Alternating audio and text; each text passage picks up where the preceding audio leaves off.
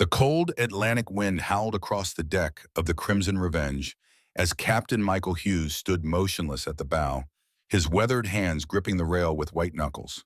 The storm that had been brewing for hours finally unleashed its fury, sending towering waves crashing against the hull.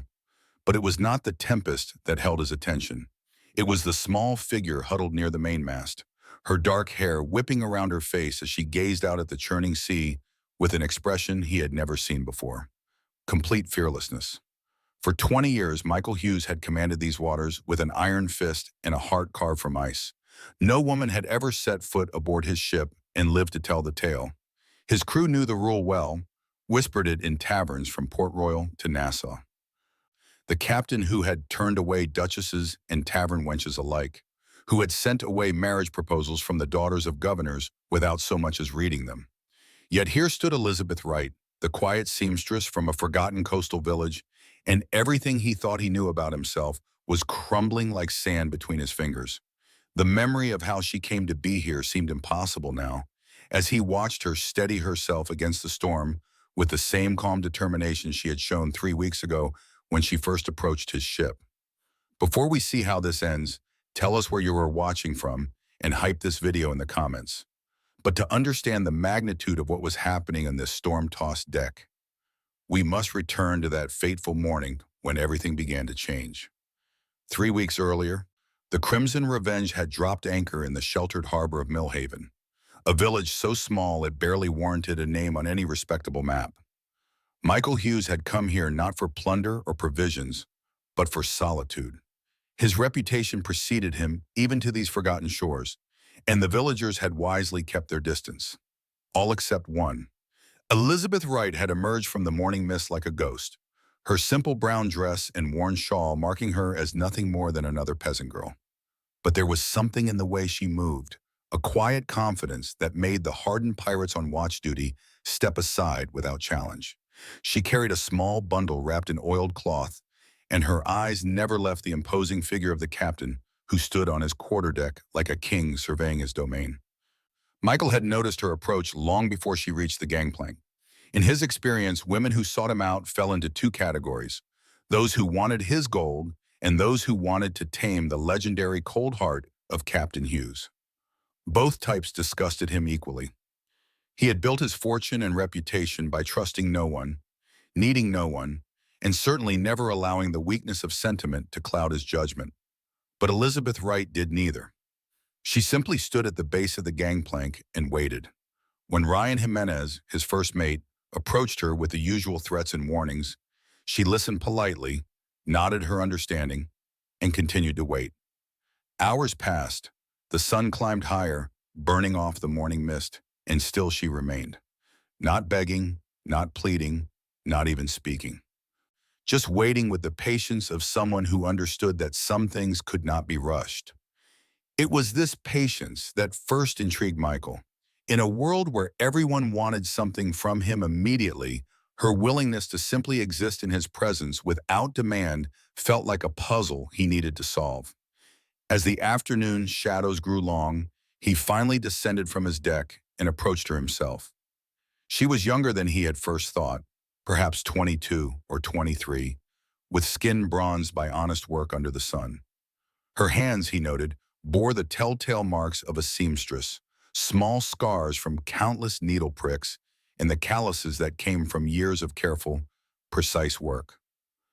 When she looked up at him, her brown eyes held no fear, no calculation, no hidden agenda. They held only a quiet sadness that seemed to echo something deep within his own chest. "Captain Hughes," she said simply, her voice carrying the soft accent of the coastal villages, "my name is Elizabeth Wright. I have a proposition for you." The word proposition made his jaw tighten. Here it comes, he thought, the plea for passage to some distant shore, or worse, the offer of herself in exchange for protection or gold. He had heard it all before, and his response was always the same: cold rejection delivered with a kind of finality that left no room for argument. But Elizabeth seemed to sense his thoughts. She unwrapped her bundle, revealing not jewels or love letters, but a piece of cloth so exquisitely embroidered that even his untrained eye could recognize its extraordinary quality. The fabric depicted a ship very much like his own, sailing through waters that seemed to move and shift in the changing light. The detail was breathtaking, every rope and sail rendered with an accuracy that spoke of intimate knowledge of maritime life. "I know your ship needs new sails," she continued, her voice steady despite the intensity of his stare. "The ones you carry now are patched and worn. They will not survive another major storm. I can provide you with sails that will not only endure but will catch the wind more efficiently than anything you have ever used. In exchange, I ask only for passage to Port Royal." Michael examined the cloth more closely, running his fingers along the tight, even stitches. The quality was indeed exceptional, far superior to anything he could purchase in the major ports. But it was not the craftsmanship that held his attention. It was the way she had observed his ship so carefully, noting details that most people would never see. The slight sag in the main topsail, the careful patches on the jib, the way the canvas strained against the rigging in even moderate winds. "How long would such sails take to complete?" he asked, surprised by his own interest. "6 weeks, working alone. 3 weeks if I work aboard your ship, where I can take precise measurements and make adjustments as needed." The practical part of his mind recognized the value of her offer. The Crimson Revenge was scheduled for a major expedition into the Caribbean, and new sails would indeed be essential. But allowing a woman aboard his ship would shatter the reputation he had spent decades building. His crew would see it as weakness, his enemies as opportunity, and the delicate balance of fear and respect that kept him alive in these treacherous waters would be irreparably damaged. Yet something about Elizabeth Wright made him hesitate. Perhaps it was the way she had approached him without ceremony or manipulation, treating him not as the legendary Captain Hughes, but simply as a man who needed quality sails. Or perhaps it was the recognition of a kindred spirit, someone who understood the value of patience, precision, and honest work.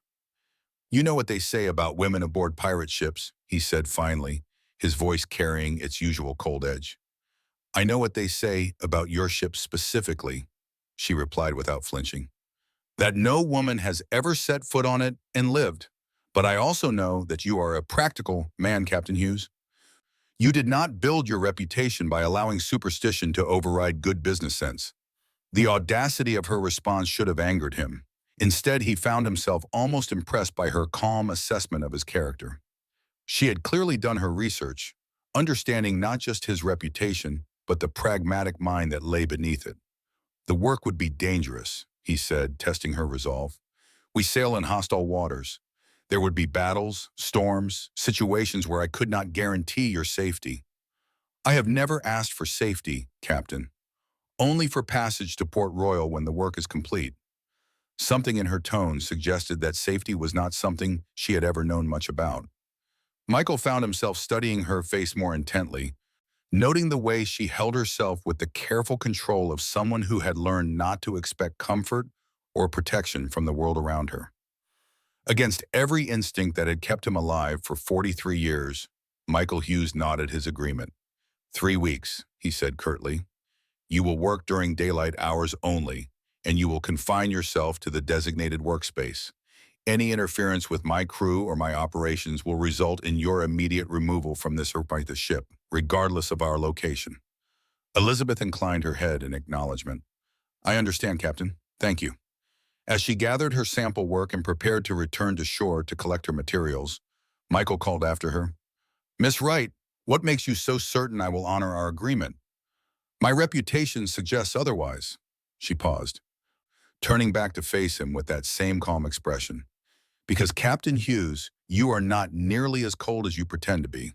A truly cold man would never have listened to my proposition at all." With that observation, she walked away, leaving Michael standing on his deck, with the uncomfortable feeling that she had seen through carefully constructed walls that had protected him for decades. The next morning, Elizabeth returned with 2 large trunks of materials and tools. Brian Torres and Eric Green, 2 of his most trusted crew members, helped her establish a workspace on the lower deck, though Michael noticed they kept their interactions brief and professional. Word had already spread among the crew about their unusual passenger, and while no one dared question the captain's decision directly, he could feel their curiosity and concern. Elizabeth seemed oblivious to the attention she generated.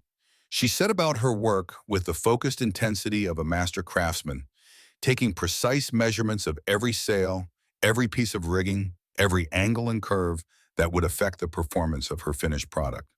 She worked in silence, speaking only when necessary to request access to specific areas of the ship or to clarify technical details with James Wood, the ship's carpenter who understood the structural requirements better than anyone.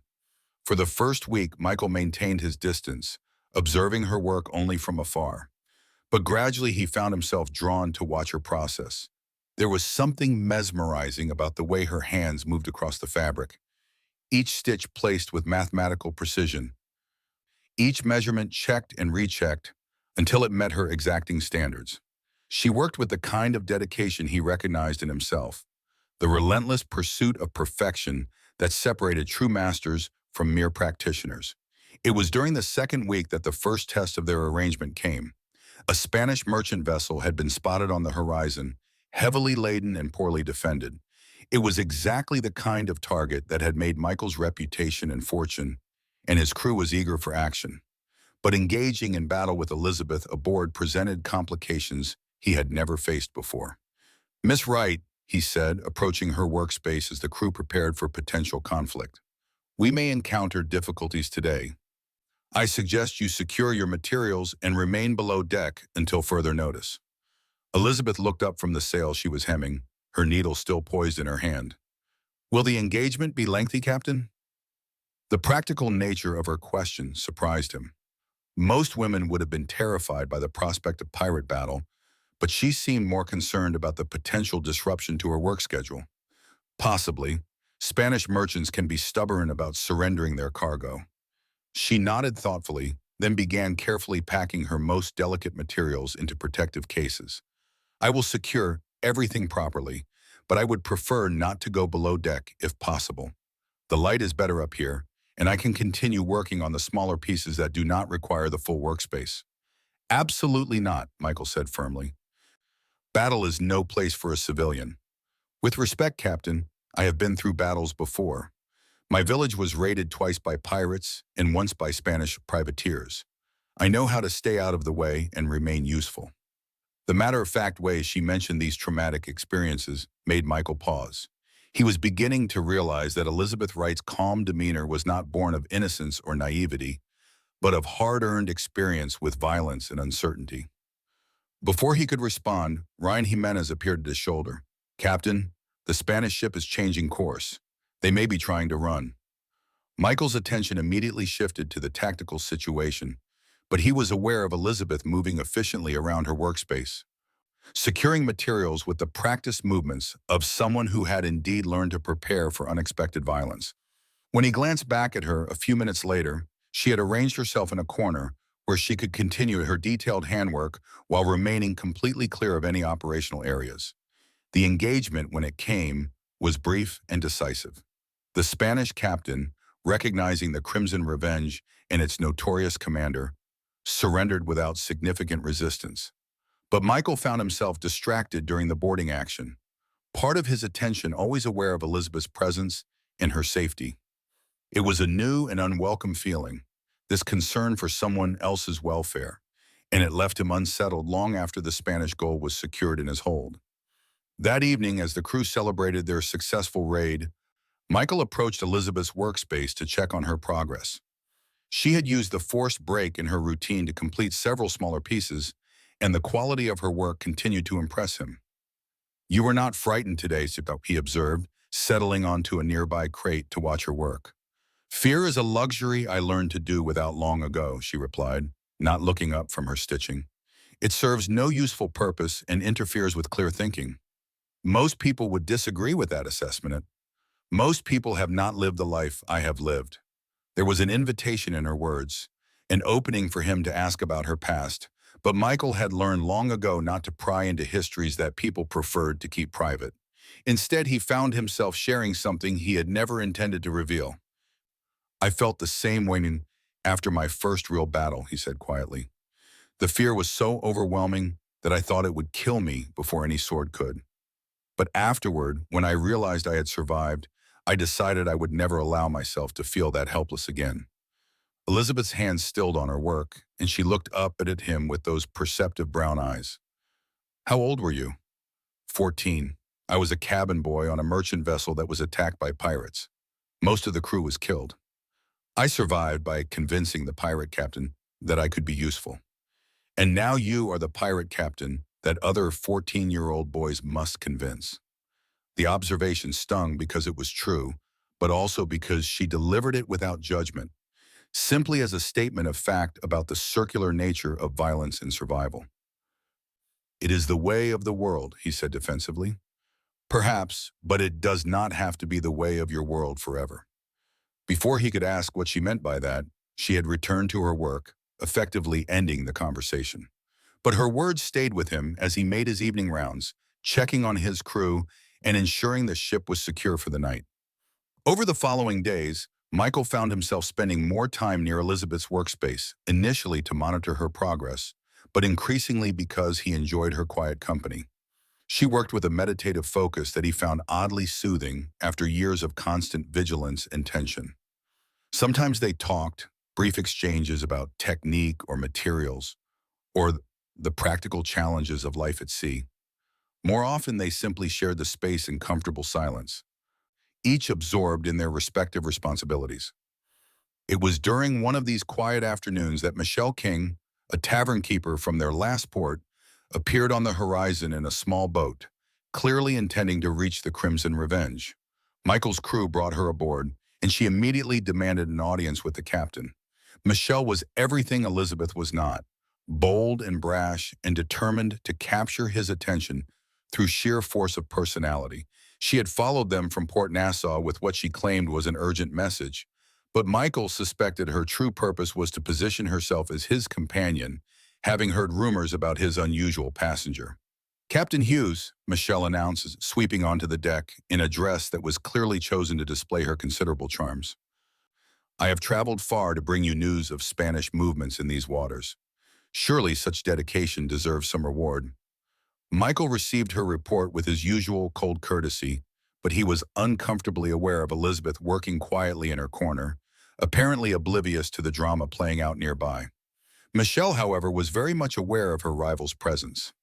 I see you have acquired some help with your domestic arrangements, Michelle said, her tone carefully casual but loaded with implication. How practical of you, Captain. Though I wonder if such a timid creature is really suited to the demands of life aboard a ship like this. Elizabeth did not react to the provocation, but Michael felt an unexpected surge of protective anger. Miss Wright is here to provide professional services, he said coldly. Her suitability is not open to discussion. Of course not, Michelle replied with a smile that did not reach her eyes. I simply thought you might prefer the company of someone more experienced in the ways of the world. The suggestion was clear, and under normal circumstances, Michael might have been tempted. Michelle was attractive, willing, and sophisticated enough to understand that any liaison would be temporary and without emotional complications. But as he looked from her calculated seductiveness to Elizabeth's quiet dignity, he felt only distaste for the obvious manipulation. I thank you for the intelligence about Spanish movements, he said formally. Ryan will see that you are provided with transportation back to port. Michelle's face flushed with embarrassment and anger, but she was too smart to argue with a man of Michael's reputation. She gathered her dignity and departed with as much grace as she could manage, but not before shooting a venomous look in Elizabeth's direction. After she was gone, Michael approached Elizabeth's workspace, expecting to find her shaken, or at least affected, by the encounter. Instead, she continued her work with the same steady concentration as if nothing had happened. You were not concerned by her visit? He asked. Elizabeth looked up briefly, her expression thoughtful. She was not here for you, Captain. She was here because of me. Women like Michelle King see other women as competition, even when no competition exists. I have learned it is best not to engage with such thinking. And what makes you so certain no competition exists? The question slipped out before he could stop it, revealing more of his thoughts than he had intended. Elizabeth studied his face for a long moment before returning to her work. Because I know what I am here for, and it is not to compete for your attention. I am here to make sales and earn passage to Port Royal. Everything else is unnecessary complication." Her practical response should have been reassuring, but instead it left Michael feeling oddly disappointed. He had grown accustomed to her presence, to their quiet conversations, and the way she brought a sense of calm purpose to his usually chaotic world. The thought of her leaving in a few days, of returning to his old solitary existence, was more unsettling than he cared to admit. That night, as he stood his usual watch on the quarterdeck, Michael found himself thinking about Elizabeth's words regarding competition and complication. His entire adult life had been built on avoiding both, maintaining careful emotional distance from everyone around him. It was a strategy that had kept him alive and successful, but it had also left him isolated in ways he was only beginning to understand. The next morning brought news that would test all of his carefully constructed defenses. Olivia Myers, a woman from his distant past, had been captured by Spanish forces and was being held on a heavily fortified island not far from their current position. The information came from James Wood, who had connections throughout the Caribbean and occasionally served as Michael's intelligence source. Olivia had been Michael's first and only serious romantic attachment, a relationship that had ended badly 15 years earlier when his growing reputation as a pirate had put her life in danger. She had left him, choosing safety over love, and he had convinced himself that her departure proved the wisdom of emotional detachment. Now she was in danger, and every code of honor he had ever lived by demanded that he attempt a rescue. But mounting such an operation would require him to put his ship and crew at enormous risk, including Elizabeth, who had become an unexpected complication in his usually clear-cut decision-making process. "The Spanish fortress is heavily defended," James reported during their morning briefing. "It would take a direct assault to reach the prisoners, and the casualties would be significant." "What do we know about Miss Myers' condition?" Michael asked, trying to keep his voice level. "Alive, but being held for ransom.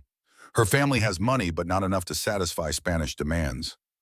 Michael was aware of his crew watching him carefully, gauging his reaction to news about a woman from his past. They knew enough of his history to understand the significance of Olivia Myers, and they were clearly wondering if their notoriously cold captain would risk everything for a woman who had abandoned him years earlier. What they could not know was that his hesitation had nothing to do with Olivia and everything to do with the quiet seamstress who continued working in her corner, apparently oblivious to the drama surrounding her. The thought of putting Elizabeth in danger for the sake of rescuing his former lover felt like a betrayal of something he could not even name. Elizabeth herself resolved his dilemma in the most unexpected way. That afternoon, she approached him directly, something she had never done before. "Captain Hughes," she said quietly, "I understand you have received difficult news about someone from your past." Michael stiffened, wondering how much she had overheard and what she might be planning to say. "Such matters are not your concern, Miss Wright." "Perhaps not, but I wanted you to know that if you decide to attempt a rescue, you should not let my presence influence your decision. I knew the risks when I came aboard the ship, and I accept whatever consequences may follow from your choices." The simple generosity of her statement left him speechless. Here was a woman offering to put herself in mortal danger so that he could rescue another woman, asking nothing in return except that he make his decision based on honor rather than her safety. "Why would you do such a thing?" he asked, genuinely puzzled by her selflessness. Elizabeth was quiet for a long moment, her eyes fixed on the horizon. "Because some things are more important than personal safety, Captain. And because I believe you are a better man than you allow yourself to be." That evening, Michael made his decision. They would attempt the rescue not because he still loved Olivia Myers, but because Elizabeth Wright had shown him that true courage lay not in avoiding risk, but in accepting it for the sake of doing what was right. The assault on the Spanish fortress was planned for the following dawn, taking advantage of the early morning mist that often shrouded the island. It would be a dangerous operation requiring precise timing and considerable luck, but Michael's crew was experienced in such ventures and confident in their captain's leadership. As they approached the island under cover of darkness, Michael found Elizabeth standing at the rail, looking out at the fortress that loomed ahead of them like a stone mountain rising from the sea. "Are you frightened?" he asked, joining her at the rail. "Yes," she admitted without hesitation, But fear and courage are not opposites, Captain. They are companions. One gives meaning to the other. Where did you learn such wisdom? From watching people who had both and people who had neither. The battle, when it came, was fierce and chaotic. The Spanish defenders were well prepared and fought with desperate courage, knowing that defeat meant death or capture by pirates.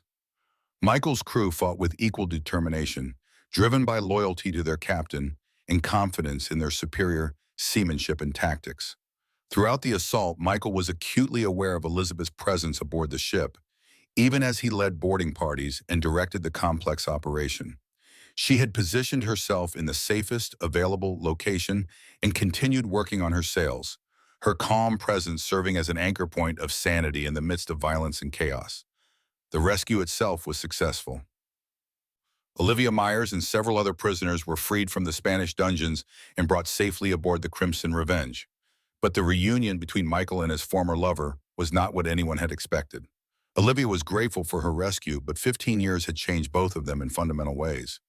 The woman who had once captured his heart was now a stranger, shaped by different experiences and different choices. Their brief conversation was polite but distant, marked by the awkward recognition that whatever they had once shared was irretrievably lost to time and circumstance.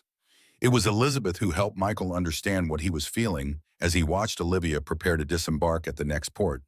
They stood together at the rail, observing the woman who had once meant everything to him and now seemed like a character from someone else's story. "You are not the same man who loved her," Elizabeth said quietly. "No, and she is not the same woman I loved." "Perhaps that is not a tragedy, Captain. Perhaps it is simply the natural course of life. People grow and change, and sometimes they grow in different directions." "You speak as if you have experience with such things." Elizabeth was quiet for so long that Michael thought she would not answer. When she finally spoke, her voice was barely above a whisper. "I was engaged once to a young man from my village. We had known each other since childhood, and everyone expected us to marry. But when the pirates came the first time, when our village was attacked and burned, he ran. He left me and his own family and ran to save himself. And you?" "I stayed. I helped fight the fires, tend the wounded, rebuild what could be rebuilt. When he returned weeks later, after the danger had passed, he expected everything to be the same. But I was not the same woman who had agreed to marry him, and I could not pretend to be." "What happened to him?" "He married someone else, someone who had not seen him run. They are probably very happy together. But I learned that day that courage and cowardice that are not temporary states of being. They are choices that reveal who we truly are, and once revealed, they cannot be unknown." Michael understood then why Elizabeth had been willing to risk her life for Olivia's rescue. It was not about romantic rivalry or female solidarity. It was about the fundamental question of who a person chooses to be when faced with the opportunity to act with courage or selfishness. "Is that why you came to my ship?" he asked. "Because you saw something in me that others had missed?" "I came to your ship because I needed passage to Port Royal," she said with a small smile. "But I stayed because I recognized something in you that I have seen in very few people." "And what is that?" "The capacity to be better than your reputation suggests. The willingness to choose courage over comfort, even when no one is watching, to applaud the choice." As Olivia Myers departed their ship the next morning, bound for a safe port and a comfortable life, Michael felt no regret or longing. Instead, he felt a strange sense of completion, as if a chapter of his life had finally been properly closed. Elizabeth's sails were nearly finished, her 3-week commitment almost fulfilled. Soon she too would disembark, continuing her journey to Port Royal and whatever awaited her there. The thought filled Michael with an unexpected sense of loss, as if something precious was slipping away before he had fully understood its value. That night, as Elizabeth put the finishing touches on the last of the new sails, Michael approached her workspace with a proposition of his own. "Miss Wright," he said formally, "I have been thinking about our arrangement." She looked up from her work, her expression attentive but guarded. "Your craftsmanship has exceeded every expectation," he continued. "These sails will serve us well for years to come, but I find myself wondering what awaits you in Port Royal. Employment, I hope." There are several tailoring establishments there that might have need of my skills. And if such employment proves difficult to find, Elizabeth set down her needle and gave him her full attention. I will find something, Captain. I always have. I have another suggestion, Michael said, the words coming out more hesitant than he had intended. My ship requires ongoing maintenance and repair. Sails wear out, rigging needs replacement, and there are always improvements to be made. I could offer you permanent employment, if such an arrangement would interest you. The offer hung in the air between them, loaded with implications that neither of them was quite ready to acknowledge. Elizabeth studied his face carefully, as if trying to read the true meaning behind his practical proposal. That is a generous offer, Captain. But you know as well as I do that having a woman permanently aboard your ship would create complications you have spent years avoiding. Perhaps it is time I stopped avoiding complications, and perhaps it is time I stopped running from them as well. The admission surprised them both. Elizabeth had revealed more about her motivations than she had intended, while Michael had acknowledged a willingness to change that went against every principle that had guided his adult life. Before either could explore the implications of their exchange, a shout from the lookout interrupted their conversation. Ships on the horizon flying British naval colors and moving with a purposeful speed that suggested hostile intent. Michael immediately shifted into command mode, barking orders to his crew as they prepared for what could be either battle or flight. The British Navy had been increasing their anti-piracy efforts throughout the Caribbean, and a confrontation had been inevitable. As the crew scrambled to implement his orders, Michael was faced with the same dilemma that had plagued him during the Spanish rescue. Elizabeth's presence aboard his ship during a naval battle would put her in extreme danger, but there was no time to put her ashore and no guarantee that flight would be successful. Miss Wright, he said urgently, you must go below deck immediately. This engagement will be far more dangerous than anything we have faced before. I understand, Captain, but first, help me secure the new sails. If we are going to fight, you will need every advantage these can provide. Her practical focus in the midst of crisis impressed him once again. Together, they quickly rigged the new sails, and Michael immediately felt the difference in the ship's performance. The Crimson Revenge responded to the wind with new efficiency, gaining speed and maneuverability that could mean the difference between escape and capture. The chase that followed was a masterpiece of seamanship on both sides. The British captain was skilled and determined, using superior firepower and multiple ships to try to corner the notorious pirate. But Michael had advantages of his own, intimate knowledge of these waters and a crew that had been honed by years of dangerous living into a perfectly coordinated fighting unit. Elizabeth, despite his orders to remain below, had positioned herself where she could observe the battle while staying clear of operational areas. Michael was dimly aware of her presence throughout the engagement, a calm point of stability in the chaos of combat. The turning point came when one of the British chefs, attempting to cut off their escape route, ran aground on a reef that Michael had been carefully leading them toward. The remaining naval vessels, faced with the choice of continuing the pursuit or rescuing their stranded comrades, chose the more honorable course and broke off their attack. As the Crimson Revenge sailed away from the engagement, Michael felt a profound sense of satisfaction that had nothing to do with their tactical victory. The new sails had performed flawlessly, providing the edge that had made their escape possible. But more than that, he had successfully protected Elizabeth while maintaining his reputation and the safety of his crew. That evening, as they sailed through calm seas under a brilliant canopy of stars, Michael found Elizabeth at her usual place by the rail, looking out at the endless expanse of ocean. You disobeyed my orders today, he said, settling beside her. Yes, I did. Are you going to punish me for it? I should. Discipline is essential aboard a ship like this. But you will not, because you understand why I did it. Michael was quiet for a moment, considering her words. Why did you do it? Because I could not bear to hide below deck while you faced danger that I had helped to create. My presence on this ship put you at additional risk today. The least I could do was witness the consequences of that choice. You did not create any risk, Elizabeth. The British Navy has been hunting me for years. Today's battle was inevitable. Perhaps, but everything else, all the complications and changes and questions about who you are and what you want from life, those things began when I came aboard your ship. She was right, and they both knew that. Elizabeth Wright had disrupted his carefully ordered existence in ways that went far beyond her professional services. She had forced him to examine assumptions about himself that had gone unchallenged for decades. "Do you regret coming aboard?" he asked. "No. Do you regret allowing me to stay?" Michael looked at her profile in the starlight, noting the way the ocean breeze moved her dark hair and the quiet strength that seemed to emanate from her small frame.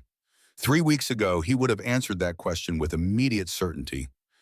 Now he found himself struggling with emotions he had spent years suppressing.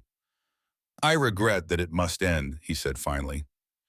Elizabeth turned to face him fully, her brown eyes searching his face in the dim light. "Must it end, Michael?" The use of his first name was deliberate and intimate, a crossing of boundaries that had been carefully maintained throughout their professional relationship. It was also an invitation, an acknowledgement of the connection that had been growing between them despite their best efforts to keep things simple and uncomplicated. "You know what my life is," he said quietly. "Violence, uncertainty, constant danger. It is no life for someone like you. Someone like me survived 3 pirate raids, a hurricane that destroyed half my village, and the death of both parents before I was 20. I am stronger than you think, Michael Hughes, and I am more dangerous than you know. No, you are more frightened than you know. There is a difference." The accusation stung because it was true. Michael Hughes, who had faced down naval squadrons and rival pirates without flinching, was terrified by the prospect of caring for someone enough to be hurt by their loss. "What are you asking of me, Elizabeth?" "I am asking you to consider the possibility that strength and vulnerability are not opposites. That you can be the feared Captain Hughes when the world demands it, and still be Michael, the man who listens to my stories and watches me work and worries about my safety during battles. And what would you be in such an arrangement?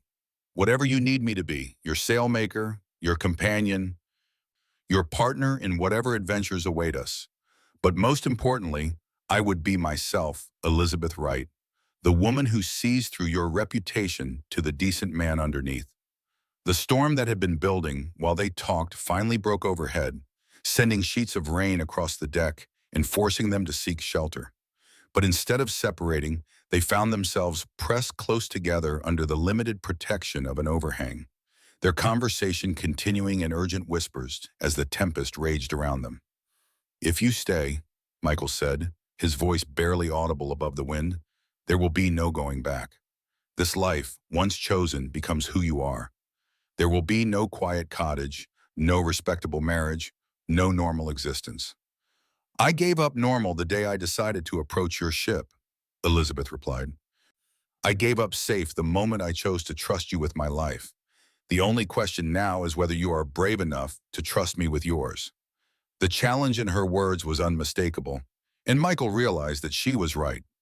For all his reputation for fearlessness, he had been a coward in the one area that mattered most. He had chosen isolation over the risk of loss, control over the possibility of genuine connection.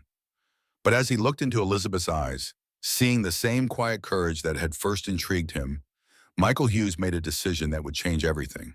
He reached for her hand, feeling the calluses and scars that told the story of her resilience, and made a choice that was both the most dangerous and the most necessary of his life. "Then stay," he said simply. "Stay and help me discover who I might become if I stop being afraid of caring about someone." Elizabeth's smile was radiant even in the storm's darkness. "I thought you would never ask." As the Crimson Revenge sailed on through the tempest, its new sails cutting through wind and rain with perfect efficiency, two people who had spent years protecting themselves from the vulnerability of love finally allowed their carefully constructed walls to fall. The feared pirate captain and the quiet seamstress had found in each other not just companionship, but the courage to become more than either had ever imagined possible. The storm eventually passed, as all storms do, leaving behind clear skies and calm seas. But the changes it had witnessed aboard the Crimson Revenge would endure, transforming not just the lives of Michael Hughes and Elizabeth Wright, but the very nature of what it meant to be strong enough to choose love over fear, connection over isolation, and hope over the cold comfort of solitude. In the years that followed, sailors throughout the Caribbean would tell stories of the pirate captain who had finally met his match, not in battle or treasure hunting, but in a quiet woman who had seen past his reputation to the man he truly was. And Elizabeth Wright, who had once been just a seamstress seeking passage to Port Royal, became the heart of a legend that would endure long after their ship had sailed beyond the horizon into whatever adventures awaited them in the vast, endless sea.